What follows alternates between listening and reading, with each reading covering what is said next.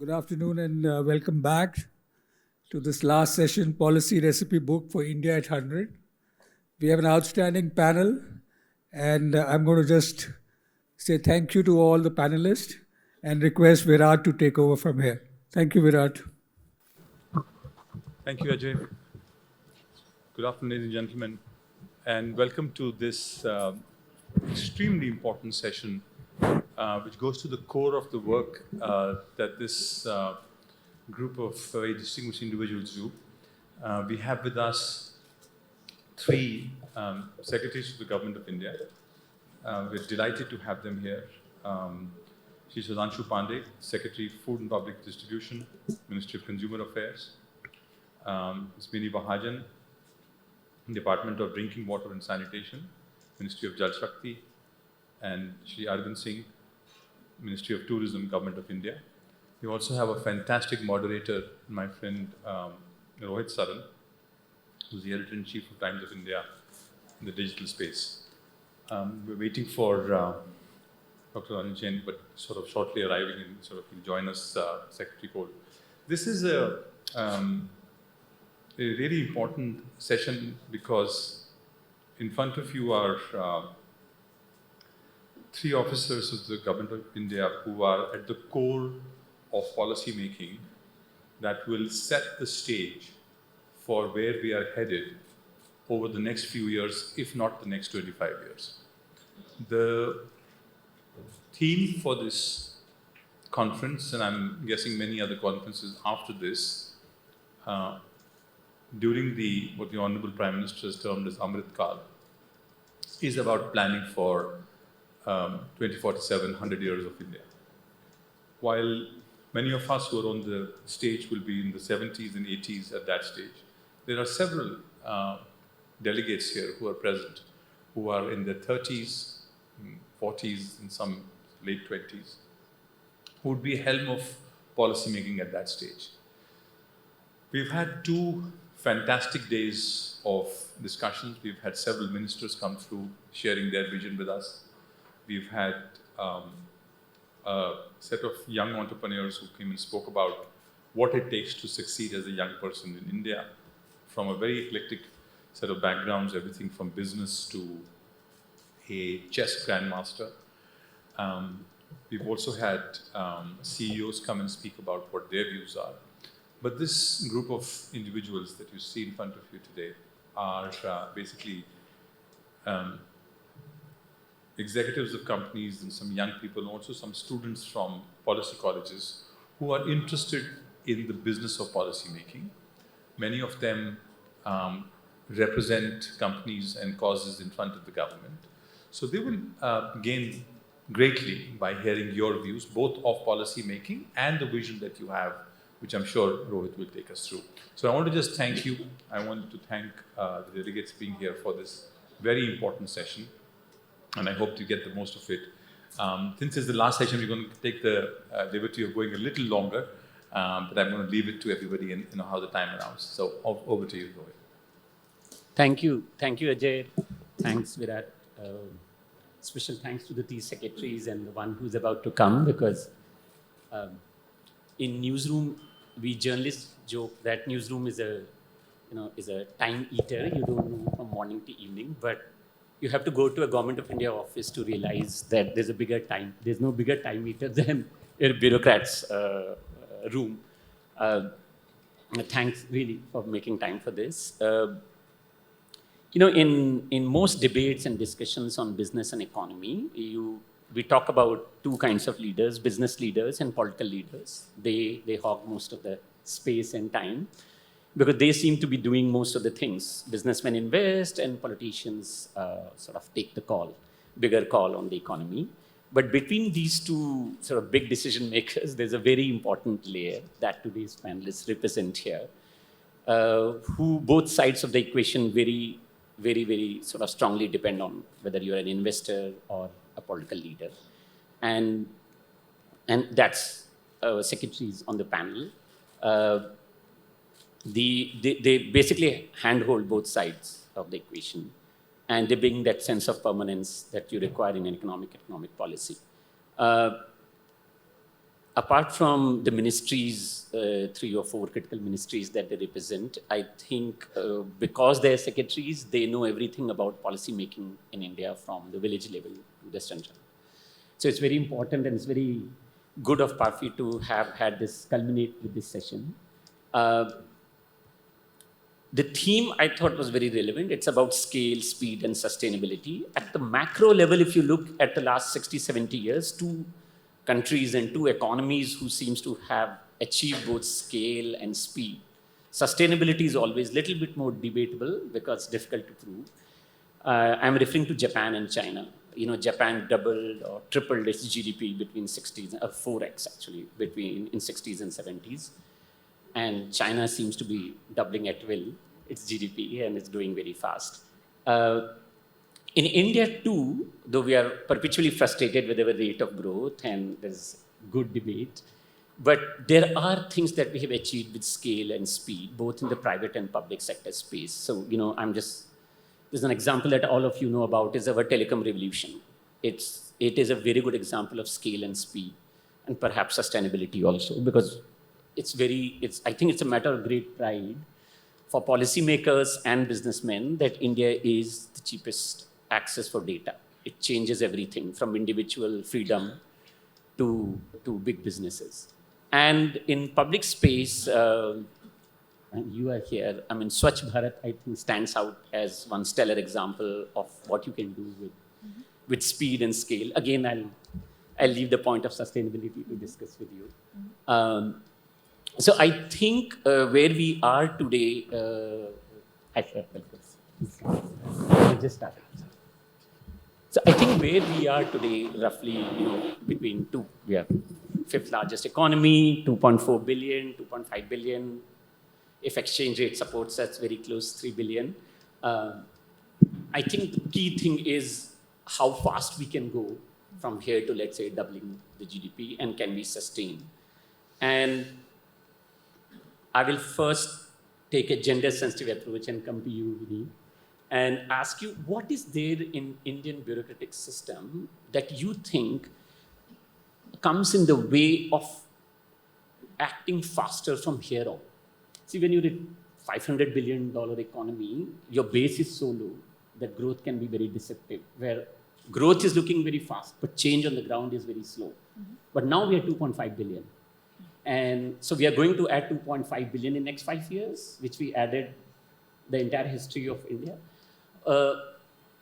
At the level of bureaucracy, are we ready for this kind of a hypergrowth, which is sustainable and scale? Yeah, very interesting question. So since you started on the slightly negative note on what constraints does bureaucracy bring on the table, there are indeed constraints, let's face it. The challenges of working with public resources in a manner that must be transparent, that must be seen to be correct. There have been discussions around the role of watchdog institutions and what kind of incentives and disincentives they bring on the table and all of that. But let me switch a little bit and say that while the bureaucrat is traditionally seen as and is perhaps trained to be, and by the nature of the beast is a little conservative, is a little careful in an overall approach, I think like the rest of the country, at India 75, I think we are all impatient for change. And I believe the bureaucracy is supporting that. In the India of today is a very young country, and even people like us who are not as young perhaps, I think we all sense the energy, we sense the mood, we believe that there is a lot of traction available. I think we've done a lot in the past, and we are at a point where we all, I think, believe that this is an inflection point for the country. There's huge scope for moving forward, and we've delivered, right? So you spoke about the Swachh Bharat mission, an outstanding example of speed, scale, and hopefully sustainability. So where were we 2014 in terms of the open defecation? So Swachh Bharat first and foremost targeted getting rid of the open defecation beast from 40% coverage more or less. 5 years the target was to absolutely eliminate it.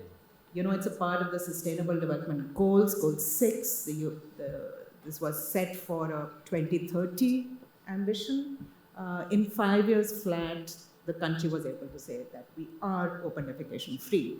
And so there was clearly a will along the entire spectrum, starting from the top, starting from the political leadership, but going down to villages, all states. And I think the bureaucracy was very much a part of that, facilitating, understanding the issues. It's not just about getting infrastructure in, it's about behavior change communication, it's about getting movement on what are sometimes, centuries held beliefs. So in a nutshell, I think the bureaucracy provides a kind of a balance between a reasoned approach, an approach that is looking at the past while planning for the future. It is tuned to be conservative, but I think it is also increasingly trained to be proactive and to respond. And I think it's delivered on the speed and scale for sure. No, thanks, Vinny. I mean, I must clarify that on this panel we have, by qualification, the secretaries here have IIM, IIT, D School, IIFT experience, so they blend that with the ethos of working in the government, which of course is important when you help us IIM Calcutta. Apurva, if I can come to you next. We were talking about hotel boom right now after COVID, how, it's the hotel rooms that used to go for 10 and 20,000 are going out for 100,000 a day. Now this seems like something that is primed for massive scaling up and with speed.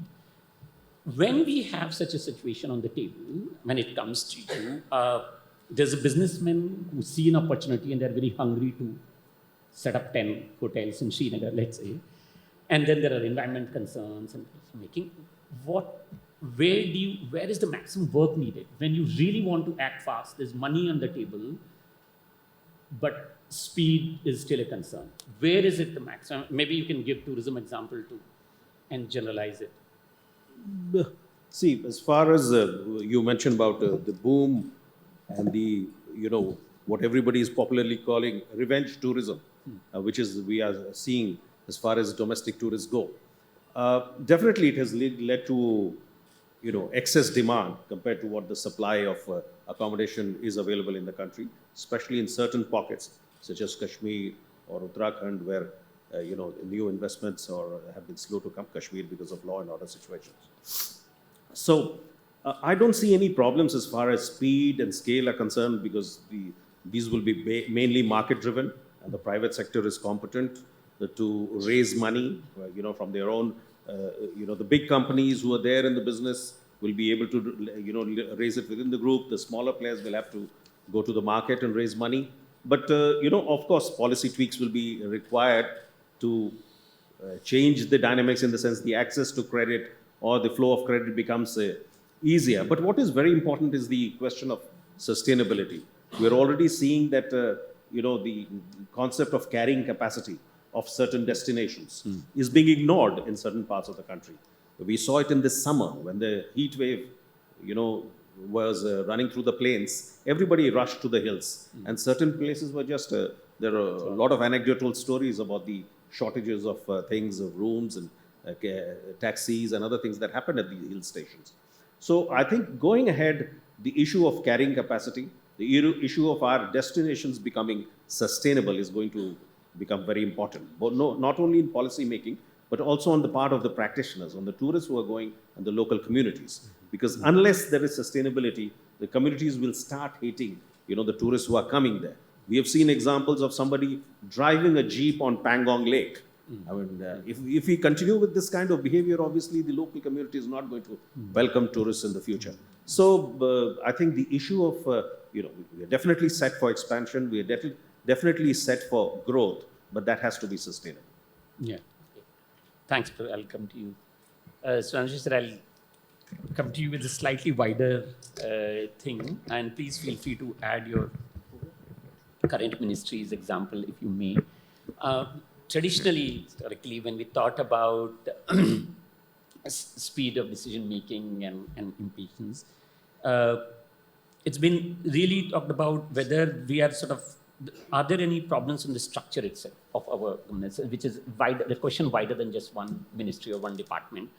And I remember about 20 years ago, during Vajpayee government, I used to be an active reporter, and I was meeting this heavy industry minister, Mr. Manohar Joshi, for something. And he told me that my biggest job is to make my ministry redundant in my town. Now, it's been 20 years, heavy industry ministry is still there, I think, last year. So what I meant is that does the current structure of ministries and departments, I'm talking about the numbers, or sheer numbers of them, is conducive to today's structure of the economy in the next 5 years, or do you think there's some work to be done there? Thank you very much. So I would answer this question in the same perspective in which it has been framed. Sure. And this is across government, across politics, So across... first of all, the economy has become very complex, very dynamic, and the structure of governance is still somewhat silos driven. The current government is trying to make every effort to go with the whole of government approach. But that whole of government approach also needs a lot of structures to be dismantled and reoriented at levels below. So this is first thing. Second, still because of the structure of economy and informal sector occupying a lot of space, our data points are quite weak. So in the policy making, if the data availability and availability of accurate data and on real-time basis is missing, or there is a gap, time lag, then it affects the policy making also. And third, we often talk of reforms in the bureaucracy, but that largely touches the top level reforms. And my sense working from the field is that you actually need lower level reforms in the bureaucracy much more than what you need at the top level. Because actual interface of people is there. So you talked about rooms. Now the clearances of hotels from the municipality and the local bodies is a very complex process, even for restaurants. And if you compare this with the countries outside, they have quite simplified it. And they have a policy framework in place, and you know whether you can go ahead with your project here or not, and what is the time frame in which you will get your clearances. So I think at the lower level, we need to undertake that exercise quite seriously at all state government and the local municipal government levels. So these three areas are some areas where it's work in progress, but certainly the way government is approaching all these areas, things are moving in right direction.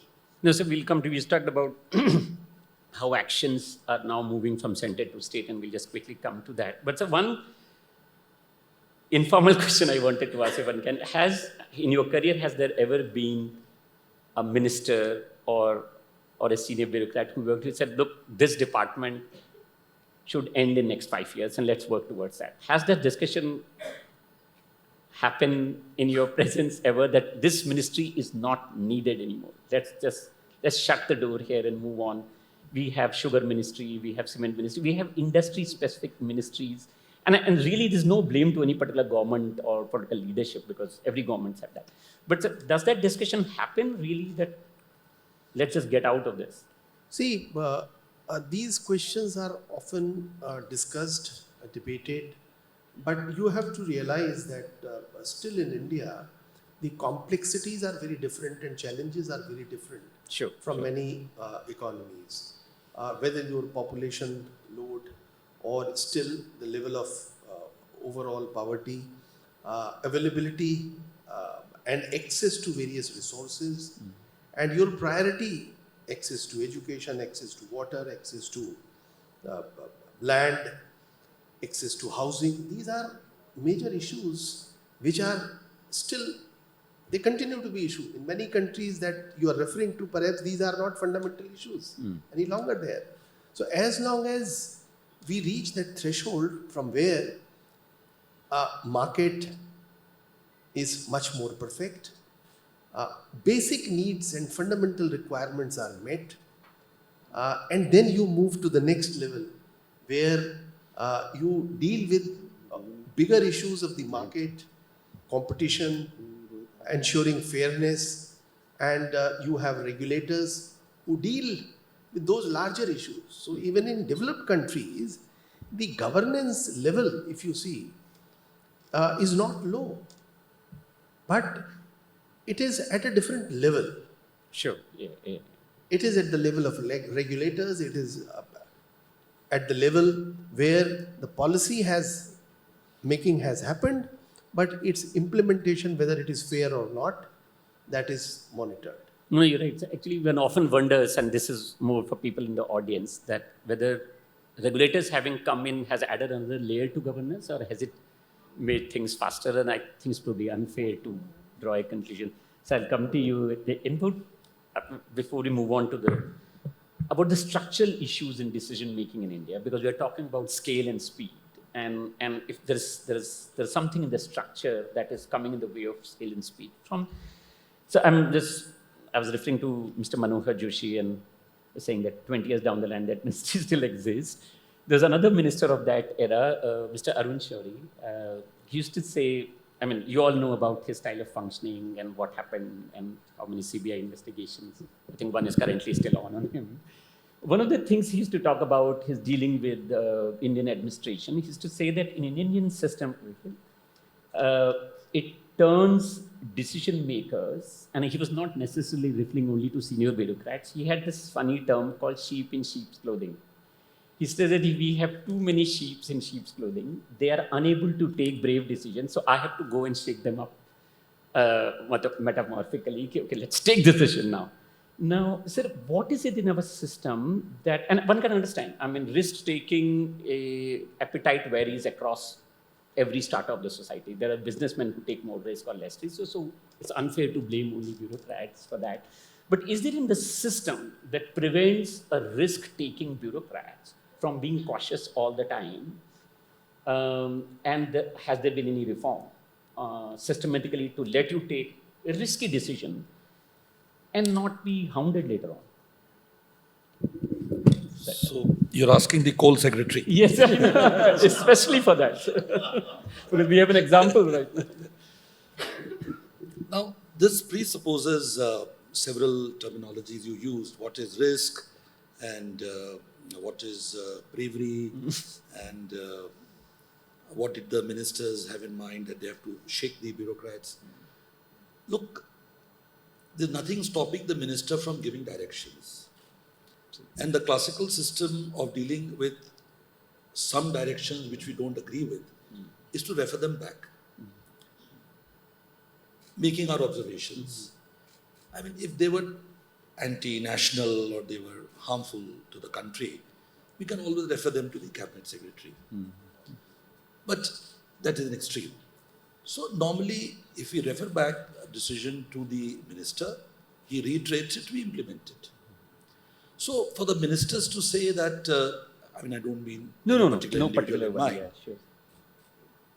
that the bureaucracy is weak or not courageous. I think it contextualizes the relationship between the head of the ministry and the minister. Number two, let us not trivialize the process of decision making. Now you take a decision in any ministry which has national, and in some cases, let's say climate change, etc., international ramifications, then there is a process built up to the decision making. You put it on the website, you have committees, you talk to academics, and then it builds up and goes for a decision making. Now in that case, the individual character of the bureaucrat, it doesn't really matter. You know, you are in that, there's a classical saying that bureaucrats are basically horses. So it's the rider who tells you to gallop or to canter or to go slow. So many of us have had very courageous, let's say the present Prime Minister, he's often said in the meetings, कि मैं तो blind चलता हूँ. So what he meant is that, if you guys believe in something, but you're afraid of its ramifications, you bring it to the, consultative mechanism, and if it is okay, go ahead and do it. Now, when you talk of the risk perception and the bureaucrats, well, definitely some of these, CBIs and Yes, three whatever Cs and mechanisms. Now one E Yeah. also, not just three. Yeah, But CNAG we can handle, but CBI is a bit difficult. Sure. So, to bring in the policing system into decision making Yes. is a little, it would unnerve anybody. Absolutely. Now, government has made some changes on the, mens rea and quid pro quos, etc. So that has empowered the bureaucracy. It has. That's why. Thank you. But just a follow-up question. Have you had situations where you said that or not just you, but your colleague, there is a situation that, look, I could have gone faster in it, but, I don't want something to question me 10 years down the line, where, because as economy grows big and business it occupies a much larger share of your decision making, you will take risk. I mean, how can any decision be risk-free? But to be later on a mistake being interpreted as corruption becomes a problematic proposition. I mean, everybody makes mistakes. So are you covered, as a bureaucrat, you're covered to say, okay, this was a genuine mistake, it was a wrong call. We take wrong calls in life all the time. Has something changed there for better, for you to take decisions knowing that something will go wrong and it will not come back to harm me? As the democracy is progressing and we keep moving forward away from 1947, 1950, we have many more precedents, and India is moving from a developing to, nearly to a developed economy. We are still developing. So you have many precedents, you have examples coming from the West, from developed economies. The regulator concept, it started with one sector, electricity and others, now it is spreading across. So there are so many learning which are coming in. Supreme Court is setting precedents. Now let's say, from my ministry's perspective, the coal blocks were given away, not auction. There was a feeling that if you price the coal very high, if you charge premium, then power will become expensive. Yeah. And India's manufacturing has to be competitive. But then we learned that even if you want to give it on no premium basis, but transparency has to be paramount. So nothing better than an auction mechanism. And then you want to at the same time avoid too much of a premium. So you offer so many coal blocks, give them permission not only to use captively but also to sell. So enhance the availability of coal. And the coal blocks, which went, just an example from my side, which went for 1,600 rupees a ton premium, have now come down to 30 rupees. The minimum floor that we've kept is 4% on the sale value, which is 800 rupees. It's for a lower grade. So 32 rupees to. So now that we have brought down the premium by offering so many coal blocks, that the auction mechanism is serving the transparency, and so we are learning, Yeah. we're evolving. No, that's very good to know, sir. I will open the question in about 5 minutes. I'll just go through a couple of more. Yeah, okay. Great. Yeah. No, just a couple of more things. I was going to come to you. One is this, which I think Sudhanshu sir mentioned about. So much of decision making, rightly so, is going away from center into states and from states down to districts and so on and so forth. Rightly so. I mean, one can debate center and federation. And Swachh Bharat was one such thing where the grand orchestra was needed. How much has that complicated speed of decision making? And if it has, then has the quality of decision making improved? Because you have to take, in the sense that, let me ask a very practical, how many times do you have to pick up a phone and call a state secretary or a joint secretary and say, why are we waiting? Why is this not happening? Is that an issue? The fact that there's more power now with the states, rightly so. I am not sure I actually even agree with that premise. Okay, sure, please. We have a constitutional scheme of things. There are certain functions that are with the union. There are certain with the state. Now you also have some constitutional provisions for the local bodies, urban and rural. Yes. We haven't actually seen a change in that. As a matter of fact, I think the tendency is the reverse. I think we are seeing a much more centralizing tendency over time. And that's partly because the funds are much more with the union. So this is a no-brainer that the tax revenues are with the center, are shared with the states. Almost all states over these last few decades have overspent. They're deeply in debt. And so they have very little capacity to initiate new works without getting into even deeper debt, and are therefore much more obliged to follow the union government's priorities. And Government of India is therefore, and in some sense rightly so, representing the overarching views and vision of the country as a whole. But in doing so is honestly even treading on matters which in the pure constitutional framework would be much more the state issues. Health, for example, is a state subject, but for various reasons, health policies, and it's not just COVID, right? Even when the National Rural Health Mission was put in place, that was something which really pushed all states in a certain direction. Some of them kicking and screaming, others, joined in more willingly. So I think we are seeing much more of overarching policy priorities, etc., being set in the center. States have relatively lower agency because of their financial condition for most of them. But we are also, I think, seeing a happy situation in many fronts where there is cutting across the political spectrum. There is a buy-in of the main priorities that are being set. You mentioned Swachh Bharat. Let me talk about Jal Jeevan Mission. Yeah, The that's rural huge. That's huge. drinking water program. With Har Ghar Nal. Har Ghar Jal. Har Ghar Jal, Nal Se Jal. Nal Jal. Yes. So there are about 19 crore rural households in the country. Each one of them is to receive potable water through a tap connection. Speed scale, so starting with 3.23 crores in 2019 over 5 years, and another about 16 crore households.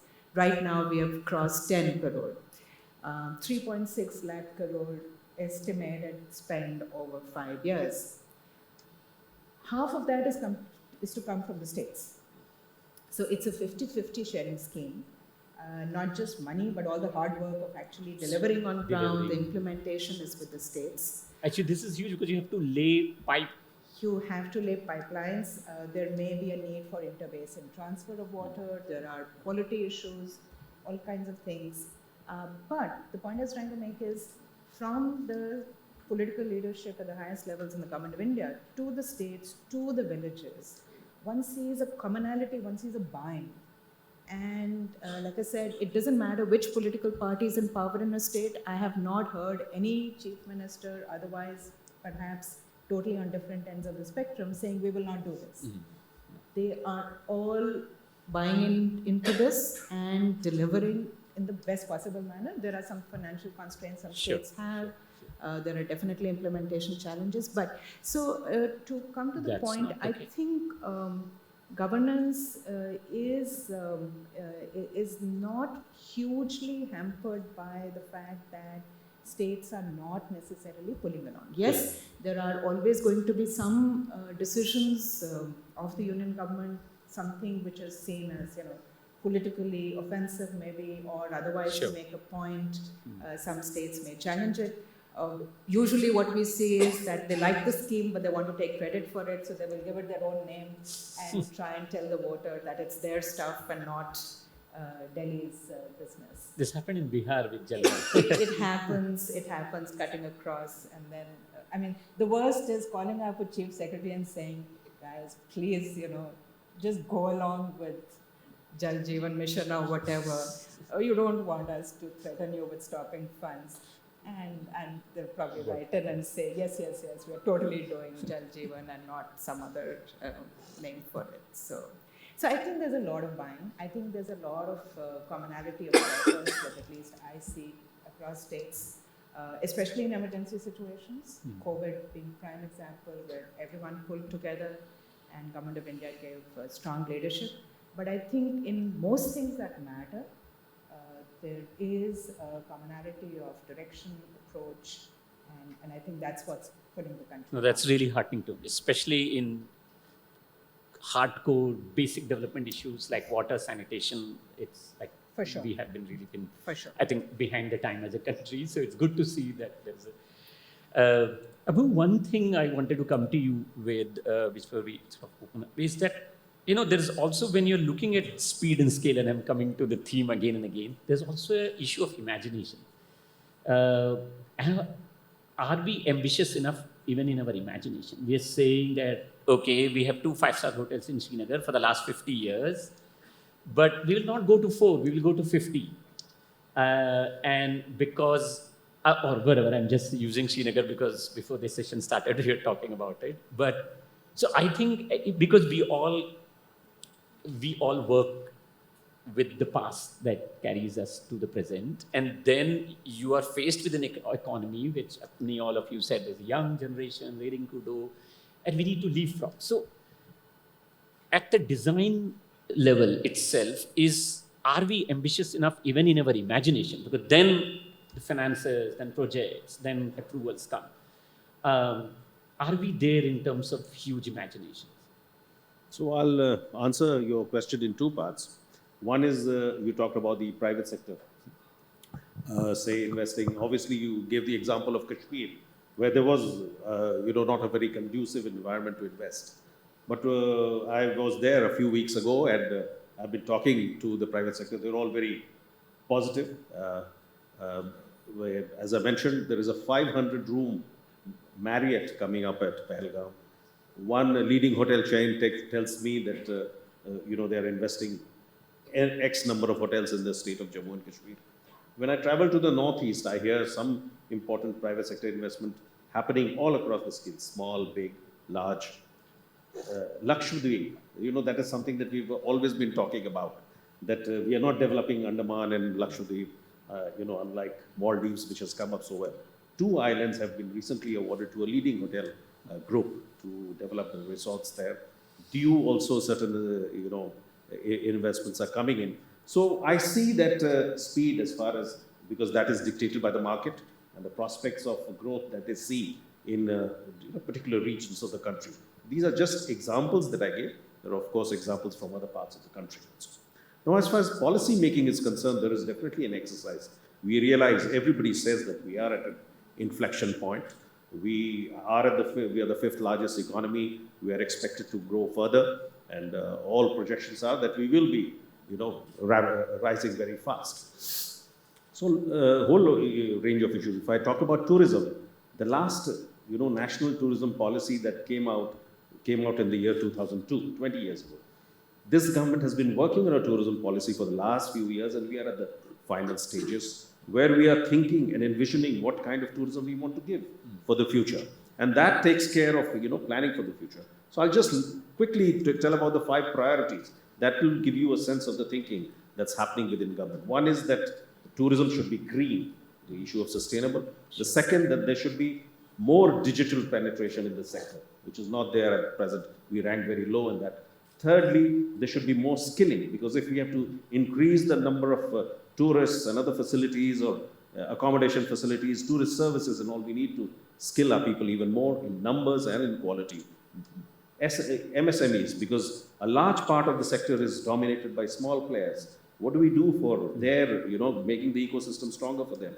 Better credit, better facilities, lower utility costs, so operating costs go down. And finally, the role of the private sector, because increasingly it is the private sector which is the main investor. And so these are the 5 priorities we have laid out. Simultaneously, we have a group of secretaries that that is working within the government and presenting a vision for the future. And we are thinking what, will be within the sectors, your growth targets for the next 25 years. In fact, the presentation of our sector is tomorrow before the Council of Ministers, where we are saying that everybody accepts that, India has not realized the full potential of its tourism. But we know that the economy is going to grow. India is going to grow. And when that grows, interestingly, pre-COVID, the tourism sector grew faster than the global rates, both in terms of inflow of tourists as well as inflow of foreign exchange.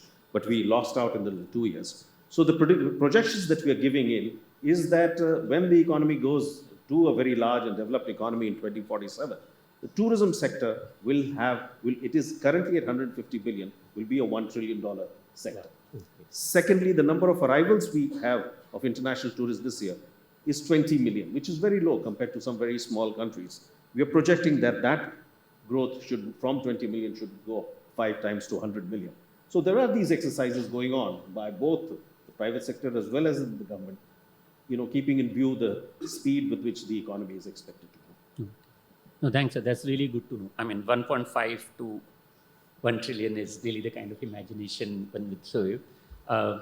This is a request to audience. Keep your questions ready. I'm just coming to you in 2-3 minutes. I'll just ask one who are chatting questions. One of the examples of imagination and translation into reality, actually, we see, and this is really not specific to India, but we all as consumer experience, when you see a big road, especially urban infrastructure or a bridge, you are waiting for it for 7 years, 10 years. Okay, this bridge is coming, this road is coming, my commute is going to get shorter. And nothing changes because by then 4 bridges should have come and 3 roads should have come. So I guess that's a different thing. Francisher and Melissa, for one slightly general, maybe vague, but I thought it's a critical question to ask at this stage, which you may have gone through your experience. Because you are at that critical layer as a senior bureaucrat where you're hand-holding a business leader and often a political leader because you're trying to make both parties come to a common ground so that things get started and get going in the right way.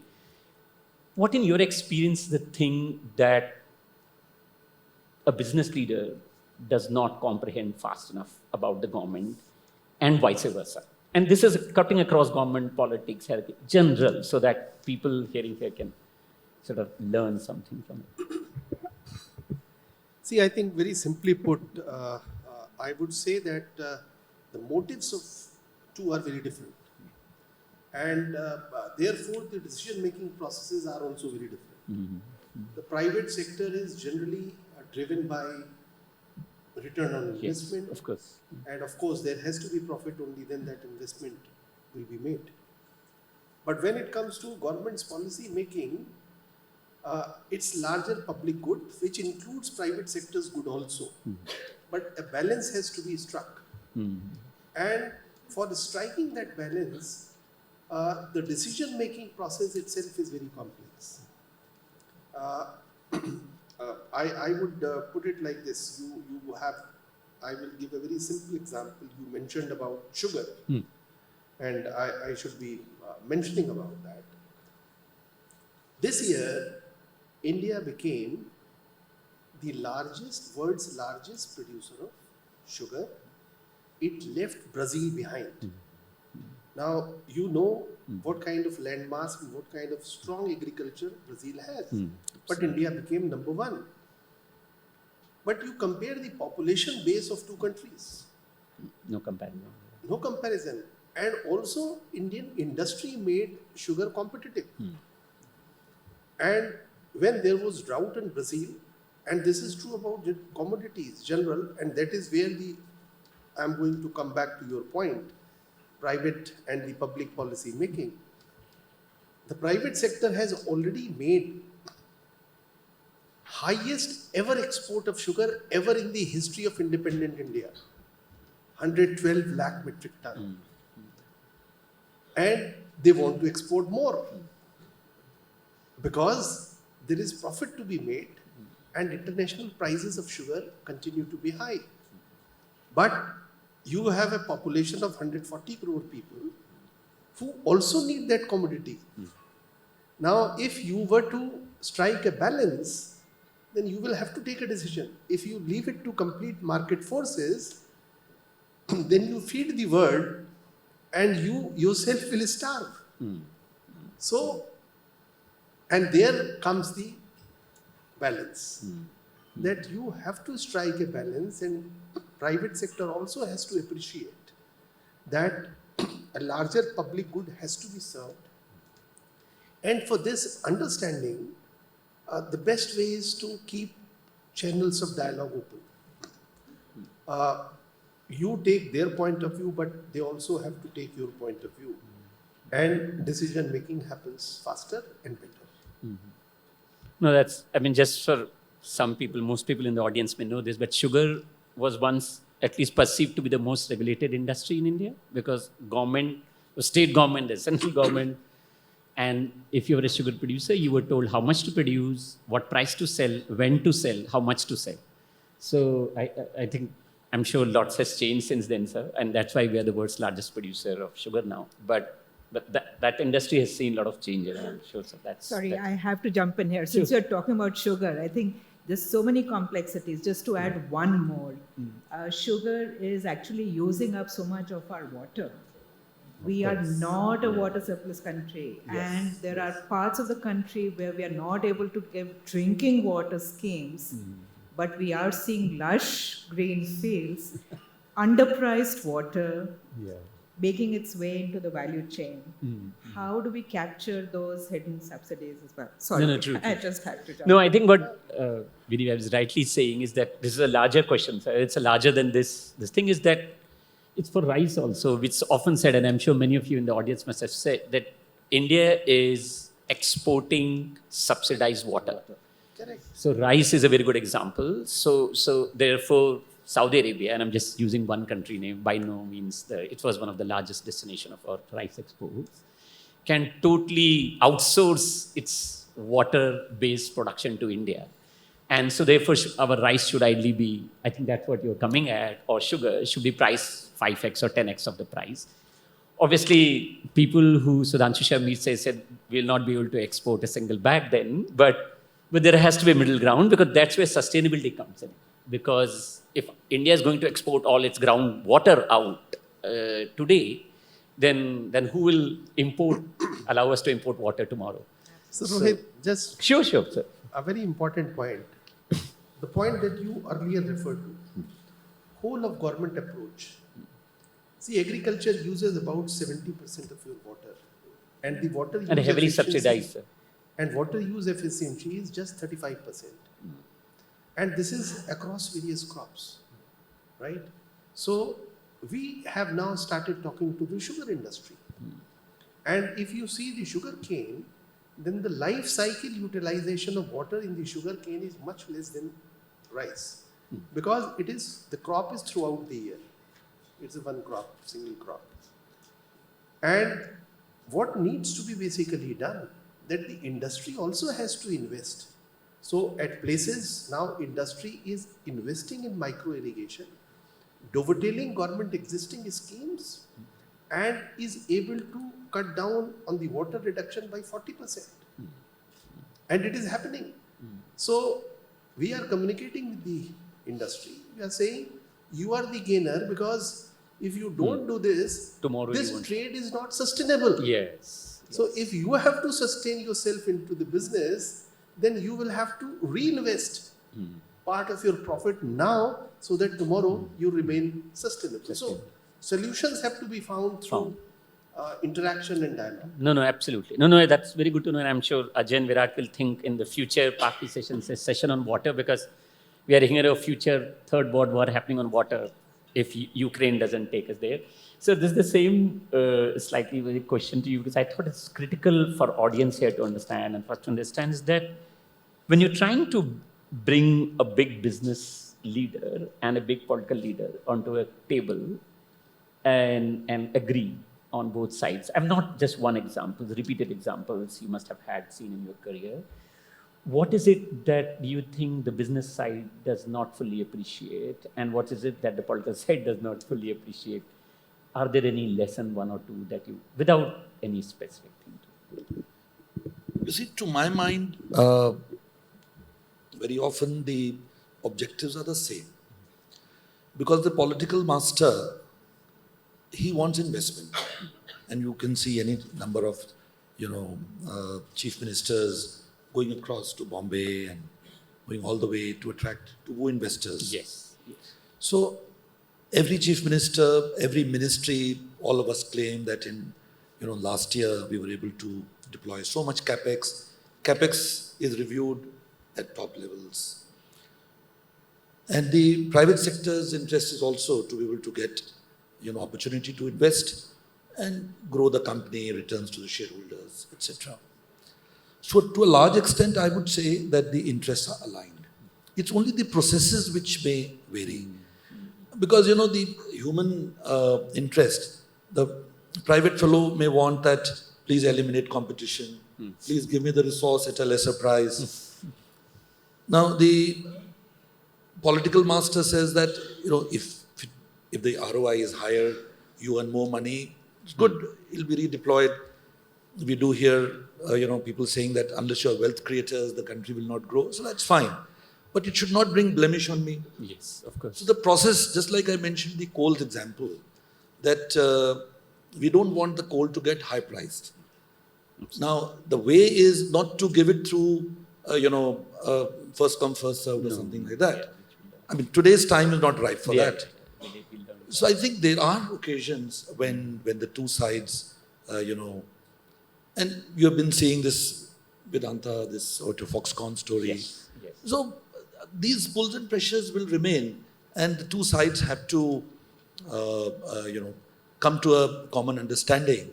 So this is an iterative process. Sure. But I think the interests are not, hostile to each other. First time we believe. Oh, thank you, sir. So I think we are at little ahead of the session, but can we open Ajay for a couple of questions? I think we have 15 minutes over and already. Okay. Unless- Rohit, can I make a Sure, small sure. intervention? I think we'll I just just take one question Okay. and then we have discussion during lunch. Actually, I don't have a question. I want to, given the delegates that we have here, if I could request for a Twitter comment from all four secretaries on if they were giving one advice to policy professionals who come and present to them, what would that be to improve their effectiveness and to improve the working of the cause that you are engaged in, which is policy making? You must have met many of them represent companies and companies' interest. If you had to give them one advice each, you over 30 years of experience of doing this, in some cases 35. If I could just start from that side and come here, that would be the most we were valuable advice Virat, we'll that's take very away. well, because we were discussing how public policy making is becoming, it's attracting a lot of interest and for very good reasons. So, sir, I think in that spirit. So I would say that, a lot of, it needs much more analysis and much more, it should be based on facts and data.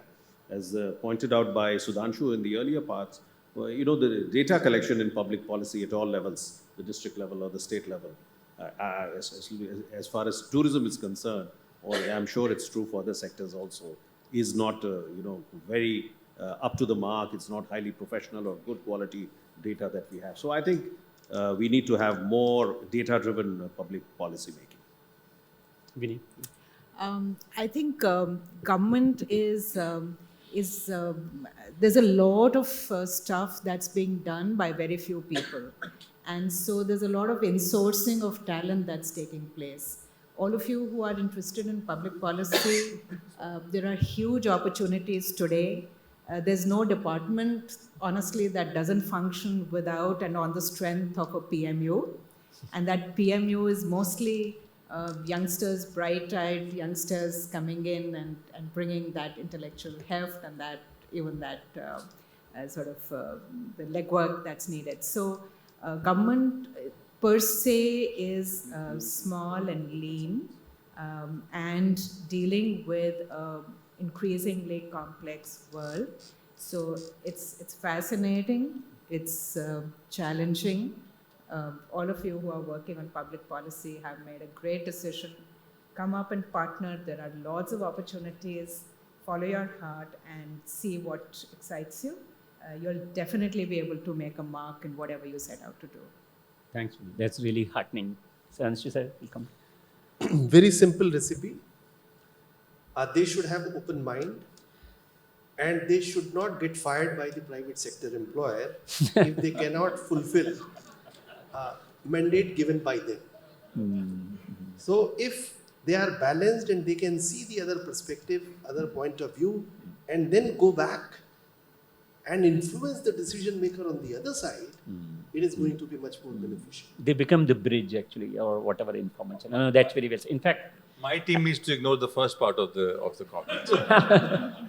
no, I see in the audience, Shailesh, Dilip, these are people who have done that on both sides of the border. And actually, just as a small, my journalistic experience before I come to the last secretary is that, the Niti Aayog opening its database to all of you and making it more accessible than it is today. And it has made a huge progress in making, because we used to go and sit in the library and look for bound copies of, first 5-year plan, second 5-year plan and all and that. We have really come a long way since then. But you still have a problem. You look at PDF and say, why is this in PDF and not in Excel? So even simple thing like, can Government of India turn all these PDFs into Excel and Google Sheets, I think will help the cause of public policy. So if your ministries can do this, sure, I think that will really help. So please, sorry, I just had to say that. No, my advice would be that study the pressure and the wind systems of the world and look at the larger direction of the winds that are blowing. Don't get influenced by the seasonal loos and others. Because don't try to change the innate direction of the economy and where we are headed.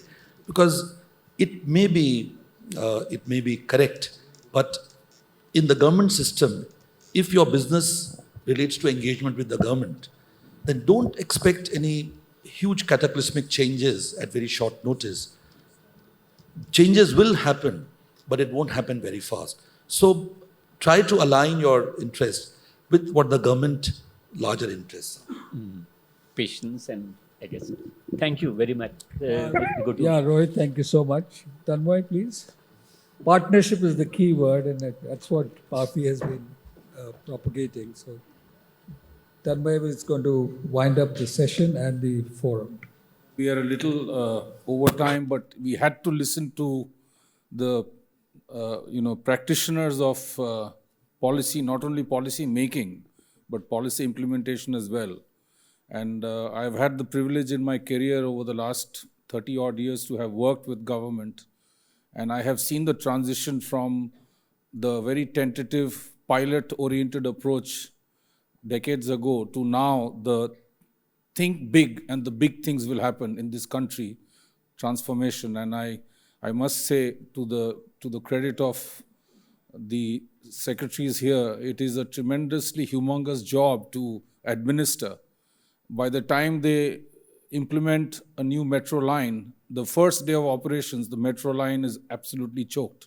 By the time they plan a sewer, there is so much of load into that sewer that you have to plan for expansion right after that. So it's a tremendously thankless kind of a role and job, and stressful to administer 1.4 billion people across a heterogeneous cross-section of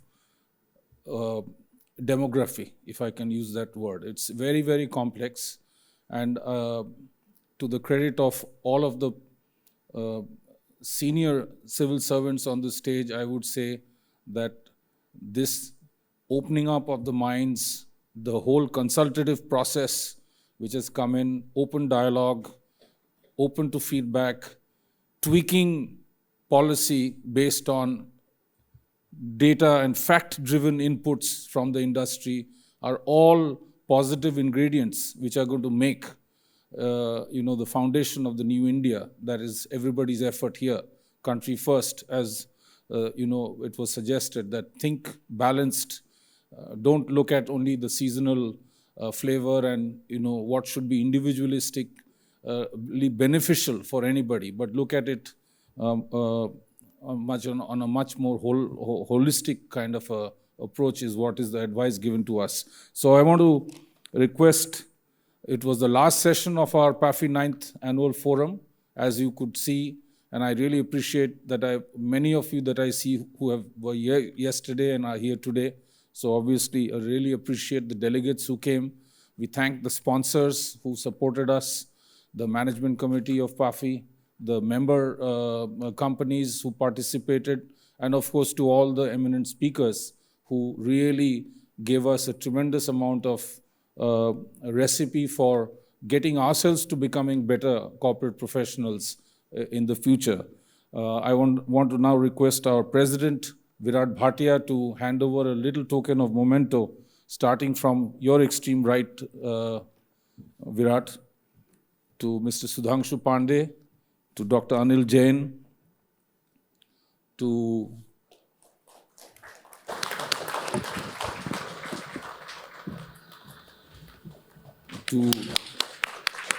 Mr. Rohit Sharan. Oh, I'm the host, so please. No. I haven't. Oh, sorry. Madam Veeni Mahajan. Mr. Arvind Singh. And of course, to our moderator No, Virat, please. as well. I'm with you. Thank you to everyone who have participated. And right after the group photograph, lunch is served in the room just behind us. So enjoy lunch and discuss. Please. Continue the discussion. Thank you again.